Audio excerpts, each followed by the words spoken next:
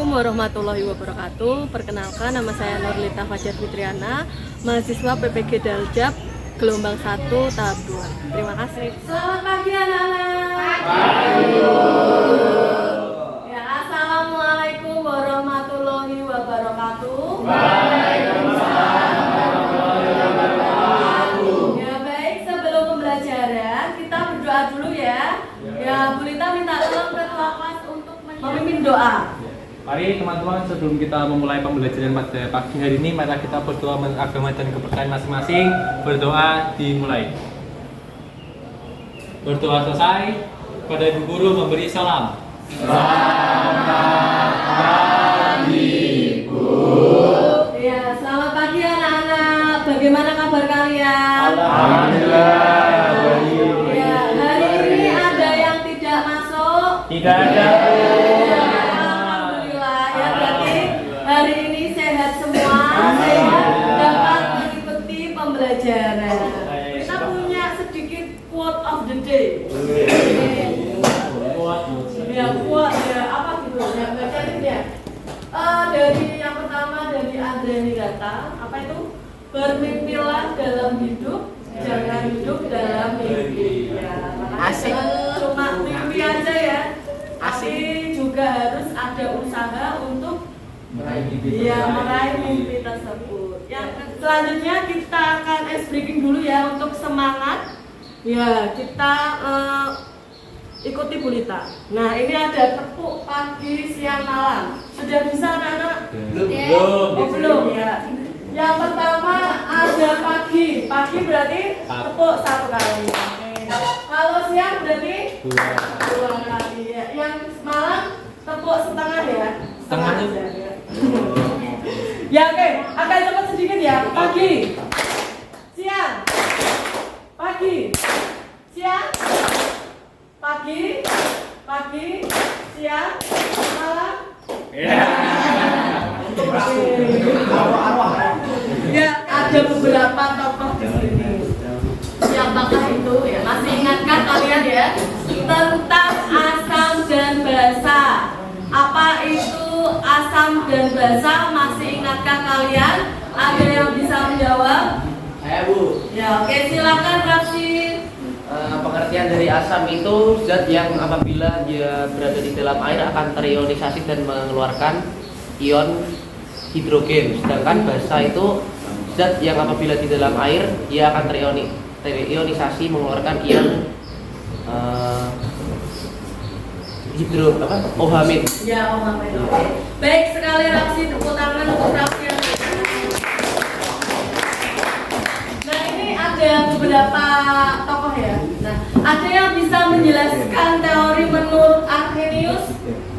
Ayo, Bu. Ya, oke, silakan Rino.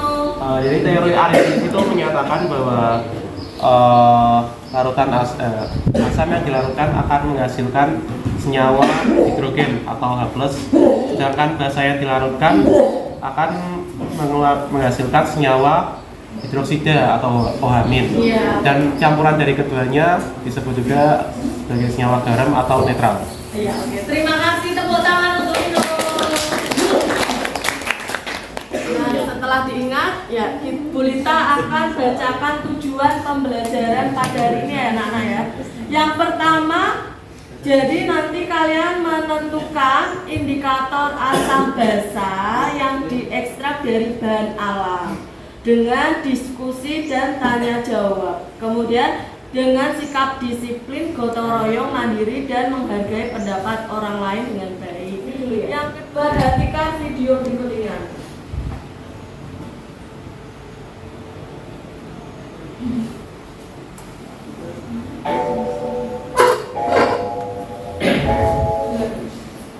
Assalamualaikum warahmatullahi wabarakatuh. Bagaimana kabar kalian teman-teman? Mudah-mudahan senantiasa dalam keadaan sehat selalu. Di video kali ini saya akan membagikan eksperimen yang bisa kalian lakukan sendiri di rumah. Eksperimen ini berisi tata cara untuk mengetahui boraks yang terdapat dalam. Bagi kalian yang belum mengetahui apa itu boraks adalah senyawa dengan nama kimia yaitu natrium tetraboraks. Boraks ini biasanya berbentuk kristal. Boraks biasanya digunakan untuk bahan tangan atau bahan yang tidak diperuntukkan untuk makanan. Melihat video tersebut, ya, kira-kira apa yang ada di benak kalian? Ada pertanyaan mungkin dari video tersebut?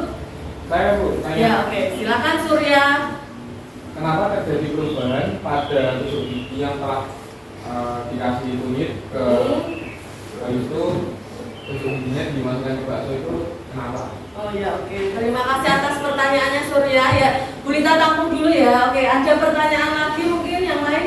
Ya, silakan Alia. Ya, oke. Jadi sifatnya asam atau basah gitu ya borasnya. Oke. Ya, Bu Lita tampung lagi ya. Yang lain ada yang bertanya lagi? Itu yang dimaksud dengan indikator asam basah. Ya, oke. Terima kasih atas pertanyaannya Alvan. Ada pertanyaan lagi? Saya Bu, Ya. apakah bahan lain bisa dijadikan indikator asam basah? Oh ya, oke. Apakah bahan lain ya bisa digunakan sebagai indikator asam basah? Nah, tadi adalah beberapa pertanyaan ya anak-anak dari teman-teman kalian. Mari kita sama-sama cari tahu, oke? Ya. Dan sekarang Bu Rita kemarin sudah membagi kelompok, sudah duduk dengan kelompoknya masing-masing. Sudah, Bu. Ya, oke. Kemarin juga Bu Rita sudah membagikan tugas per kelompok ya. Ya, kelompok 1 membawa apa? Oh ya, baya merah. Kelompok 2 membawa apa? Kunyit. Oke. Kelompok 3 membawa apa? Kol.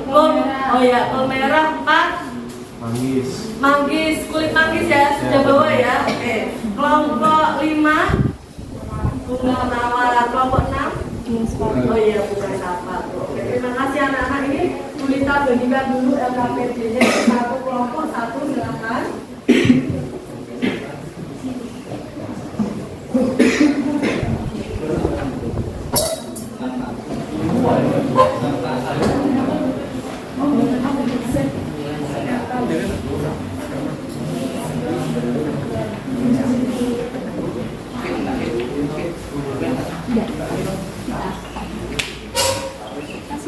Ya, silakan dikerjakan ya anak-anak ya.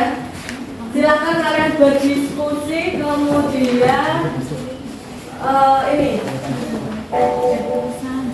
Nah, ini kelompok.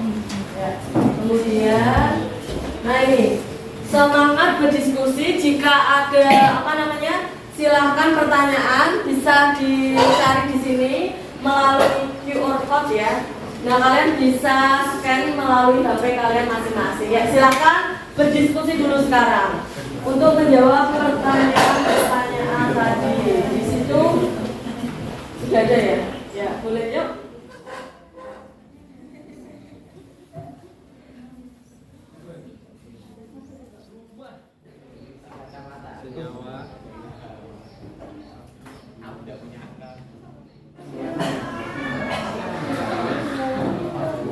Nah, setelah kalian mengumpulkan informasi ya tadi ya dan berdiskusi, kemudian kita setelah ini melakukan percobaan untuk mengidentifikasi asam basah dalam kehidupan sehari-hari menggunakan indikator alami yang telah kalian siapkan dari rumah ya. Ya, oke, silakan sekarang disiapkan dulu alat dan bahannya anak-anak. Ya, bisa diambil perwakilan kelompok. Sudah membawa ya dari rumah ya? Sudah. Jasadnya sudah dipakai semua? Sabun, sudah. Silakan. Apa namanya, dikancingkan ya anak-anak ya? Sudah, Bu. Sudah ya. Oke, ayo silakan diambil alat. Silakan disiapkan alat-alatnya. Kita bagaimana nyarinya? Oh, iya. Ya, dan bisa menyarinya. Oh ya, nyarinya ini di tempat dulu kan. Kertas saring ya. Nanti itu dikasih air, kemudian dimasukkan ke dalam ini gelas yang ada itunya indikator alami ya ini buat sana dulu. Ya, gitu.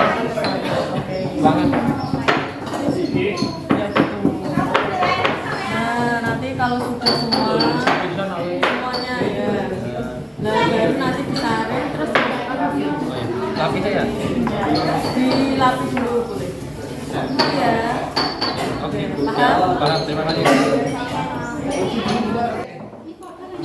Sudah takdirnya berubah warnanya. Garam biasa bos, tulis bos. Ini enggak agak Bening kok. Garam awalannya apa? Ini patah lu. Bening tanggane rapi. Terus obat mah. Bening jadi apa? Kau mencengke kancamu lho ke wangi aku. Tetap nang.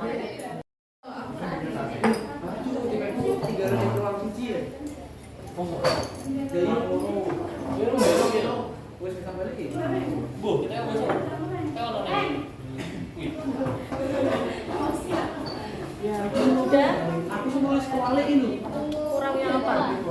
Nah, ada yang nulis itu.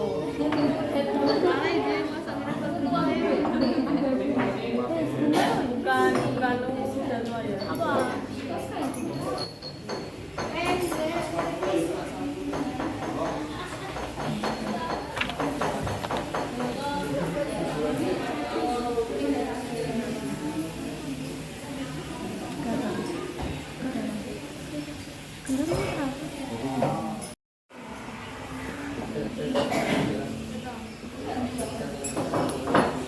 Akan berwarna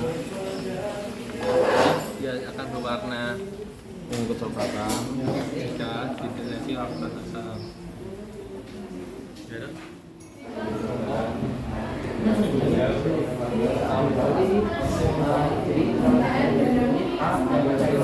Nah, betul. Tergantung kunyitmu tadi warnanya apa. Ya. Kalau saluran air sifatnya basah dideteksi itu warnanya apa?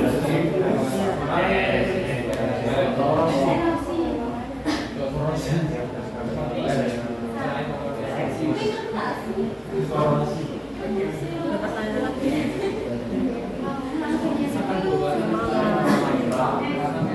Kalau gitu kita sampai pada tahap presentasi hasil diskusi dan praktikum kalian. Silakan sekarang dimulai dari kelompok 1 dulu ya. Selamat siang semuanya. Siang. Kami dari kelompok 1 akan mempresentasikan hasil kerja kelompok kami. Sebelum itu kami ingin membahas sedikit terkait pertanyaan yang sebelumnya yang ditanya-tanyakan oleh teman-teman kita, yaitu yang pertama tadi pertanyaan terkait mengapa terjadi waktu yang tinggi tadi, mengapa terjadi perubahan warna pada tusuk gigi yang telah terjadi dan yang telah diberi kunyit karena setelah ditusukkan ke dalam bakso karena mengandung senyawa kurkumin yang dapat mendeteksi adanya kandungan boraks pada makanan. Karena kurkumin mampu menguraikan ikatan-ikatan borak seperti asam boret dan mengikatnya menjadi kompleks warna rasa yang biasa disebut dengan senyawa baronsianokurkumin kompleks. Nomor 7, apakah kelebihan dan kekurangan dari penggunaan bahan alami? Kelebihan mudah ditemukan, ramah lingkungan, dan tidak berbahaya. Kekurangannya tidak dapat mengukur pH secara presisi. Oke, terima kasih untuk kelompoknya benar, kita beri tepuk tangan. Ya, silakan duduk. Ya, kemudian dilanjutkan oleh kelompok 2. Silakan perwakilannya bisa maju ke depan.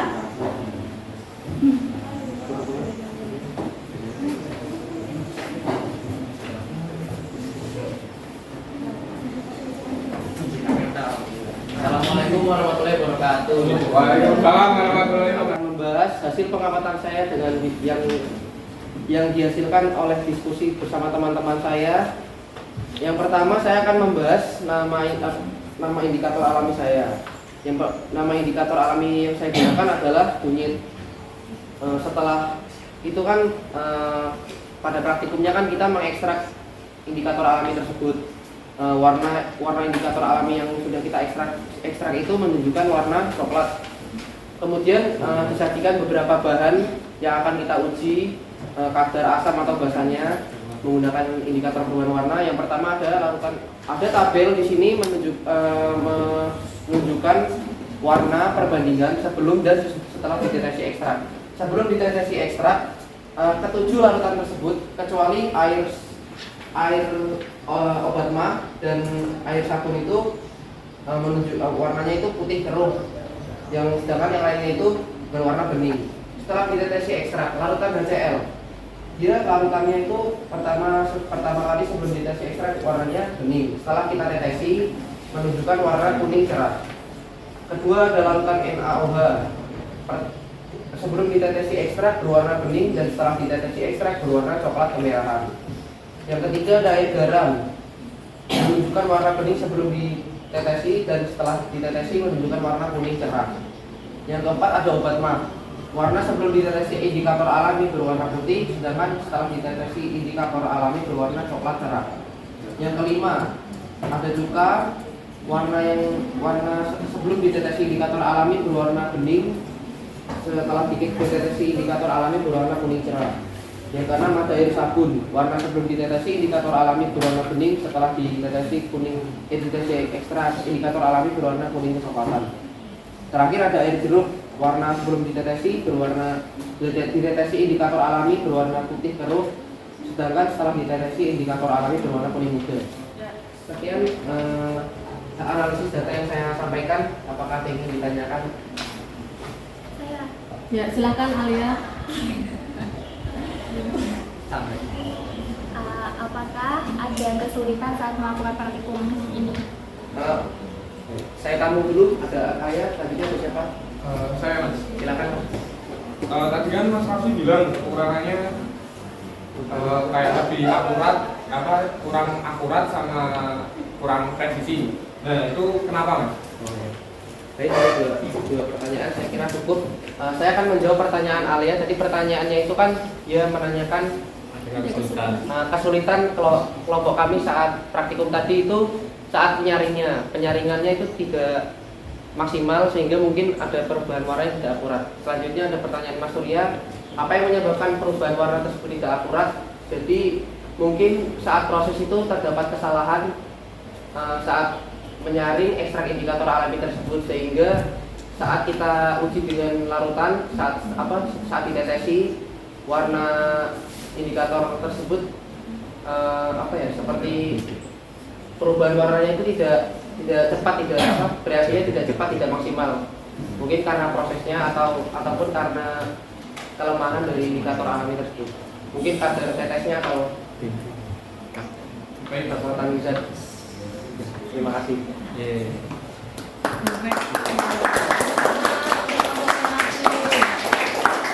Sudah ya anak-anak. Ya karena waktunya sudah mau habis ya, jadi diwakilkan saja presentasinya. Oke? Nah, kemudian kita sampai pada tahap analisis dan evaluasi ya. Nah, pada tahap ini Bu Lita sebelum mengevaluasi tadi ya, presentasi teman-teman kalian, Bu Lita mau mengingatkan dulu. Tadi awal-awal kita melihat video tentang apa anak-anak? Tentang borak bakso. Oh iya, bakso yang mengandung borak sama yang enggak ya. Iya. Nah, itu diuji dengan apa? Kunyit. Ya, di situ ada yang digunakan indikatornya adalah kunyit ya, sebagai indikator apakah bakso tersebut mengandung boraks atau tidak. Nah, di sini Bu Lita akan memberikan penguatan sebetulnya apa sih itu indikator asam dan basa. Jadi indikator asam dan basa itu adalah suatu zat yang dapat digunakan untuk menentukan apakah zat tersebut termasuk asam atau zat tersebut termasuk basa. Nah, pada percobaan kali ini kita menggunakan beberapa jenis indikator alami gitu ya. Nah, gitu. Terus yang kedua, tadi juga ada pertanyaan kenapa ekstrak kunyit dapat digunakan untuk mengidentifikasi boraks gitu Ya. ya. Nah, tadi sudah dijelaskan oleh kelompoknya Berna, kelompok 1. Betul sekali, karena kunyit mengandung kurkumin ya, di mana kurkumin tersebut itu dapat menguraikan ikatan boraks menjadi asam borat ya. Jadi menguraikan ikatan boraks menjadi asam borat dan mengikatnya kembali menjadi warna rosa ya kan, atau boron cyanokurkumin kompleks nama lainnya. Nah gitu. Nah sedangkan boraks sendiri itu sebentar kurkumin sendiri itu mempunyai sifat dalam asam itu berwarna apa anak-anak tadi kelompok 2 yang sudah presentasi, berwarna kuning atau jingga, sedangkan dalam suasana basah dia berwarna cenderungnya merah ya, atau tadi kelompoknya Raffi hasil praktikumnya coklat ya, coklat kemerahan gitu ya. Nah itu, nah sedangkan boraks sendiri anak-anak itu bersifat basal lemah ya, jadi dia kalau diidentifikasi dengan menggunakan indikator kunyit itu bisa gitu ya. Sehingga kenapa video tadi kalau kita mau beli bakso itu bisa menggunakan indikator kunyit tadi ya, untuk mengidentifikasi apakah bakso tersebut mengandung boraks atau tidak gitu ya. Ya, ada pertanyaan anak-anak, ada pertanyaan dulu nggak kira-kira? Ya silakan Bernal. Kunyit mengandung kurkumin. Ya, betul Selain sekali. kunyit, apakah ada yang lain selain yang mengandung kurkumin? Oh iya, jadi kurkumin ini itu kebanyakan ada pada tumbuh-tumbuhan obat-obatan ya. Selain kunyit ada juga temulawak. Jadi memang kurkumin sendiri itu banyak manfaatnya ya untuk kesehatan. Yang pertama dia bisa mencegah MAH ya. Terus dia juga untuk meningkatkan kekebalan tubuh juga bisa, gitu ya. Sudah terjawab? Ya, oke, terima kasih. Jadi pertanyaan permasalahan tadi sudah bisa dijawab ya anak-anak. Nah, kemudian untuk tadi penampilan dari kelompok 1 dan kelompok 2 semuanya sudah maksimal, sudah bagus, sudah komplit ya. Namun ya ada beberapa hal yang akan kita sampaikan. Yang pertama, simpulan. Nah, simpulan itu tidak hanya menyangkut asamnya ini, asamnya yang termasuk asam cuka Bu, yang termasuk basa sabun misalnya gitu. Tidak hanya seperti itu, tapi juga bisa ditambahkan dalam simpulannya, yaitu misalkan indikator bayam merah. Itu bisa digunakan untuk indikator alami tidak gitu, memenuhi syarat untuk dijadikan sebagai indikator alami atau tidak gitu ya. Ya, jadi itu bisa ditambahkan di kesimpulan kalian masing-masing seperti itu. Paham ya anak-anak ya?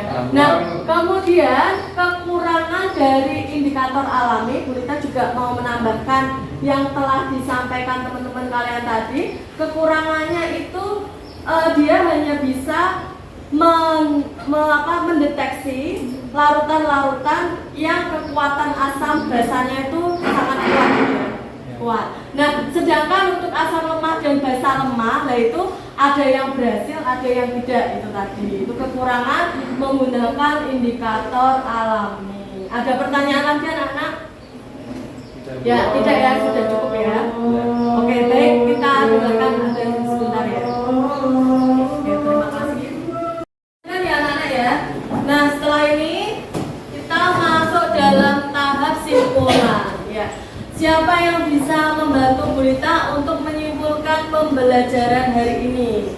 Kira-kira dari awal sampai akhir itu kesimpulannya apa sih? Ada yang bisa membantu? Ayo silahkan.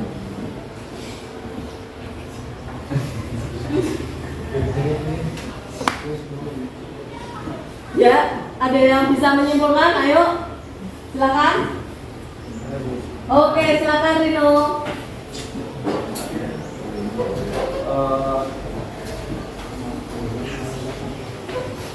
Ini kesimpulan pembelajaran hari ini.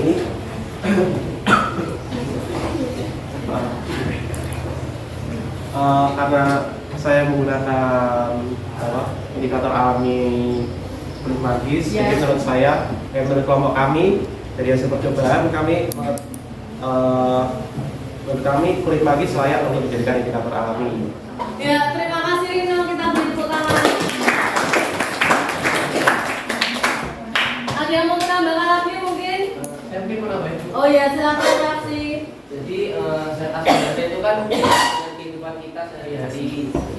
Untuk mengujinya itu kita kan menggunakan indikator alami.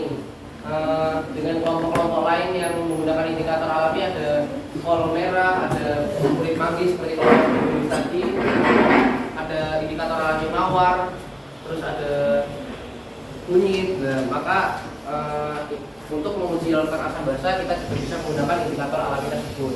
Walaupun ada beberapa kekurangan diantaranya tidak bisa mendeteksi asam basa yang bersifat lemah. Ya, oke. Ya. Terima kasih untuk reaksi.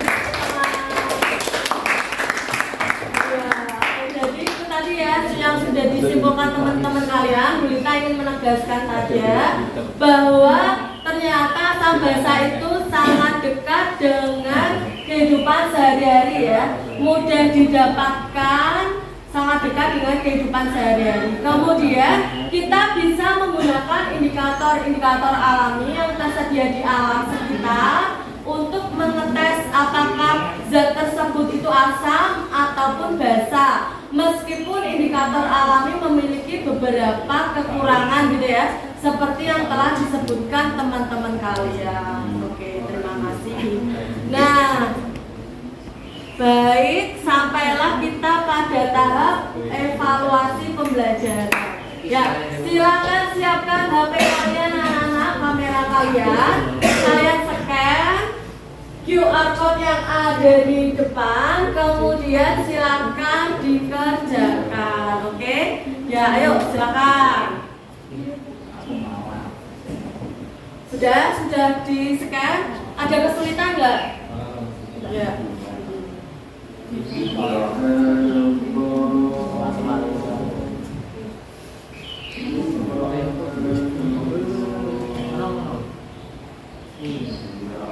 Bu Lita kasih waktu 10 menit cukup nggak ya? Banyakan Bu. 10 menit ya, oke. Bu Lita kasih waktu 10 menit ya. Karena soalnya BC-an jadi bisa.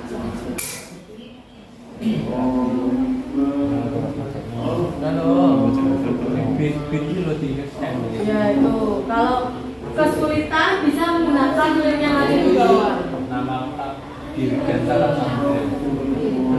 Kami kenal. Dikerjakan sendiri-sendiri ya anak-anak ya.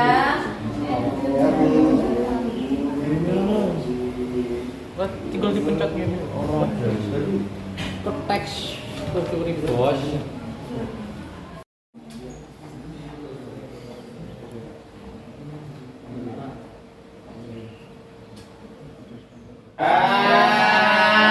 Yang luar biasa ya. Ya oke. Semoga hasilnya bagi anak-anak ya. Nah selanjutnya kita sampai pada tahap refleksi pembelajaran. Ayo di-scan dulu. Ya. Oh nggak bisa scan ya. Kalau nggak buka ini www.www. Oke sudah. Sebentar kodenya. Kalau sudah di-scan nanti Bu Lita kasih kodenya. Sudah belum? Ya oke. Ini kodenya ini. Oh ya sebentar.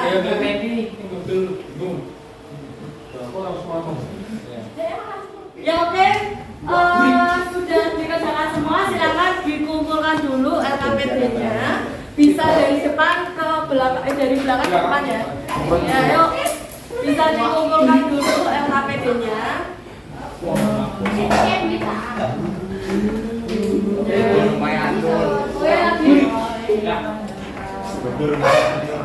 Sudah ya.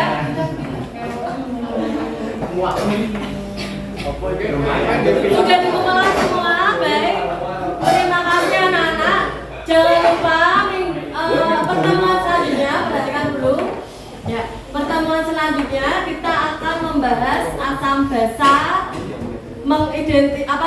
asam basa ya, mencari pH asam basa, kekuatan asam basa. Oke? Jadi mohon dipersiapkan dengan baik ya. Nah, kita sampai pada penghujung pembelajaran hari ini. Bu Lita ucapkan terima kasih banyak. Mohon maaf apabila ada kata yang kurang berkenan. Ya, wassalamualaikum warahmatullahi wabarakatuh. Selamat berjumpa.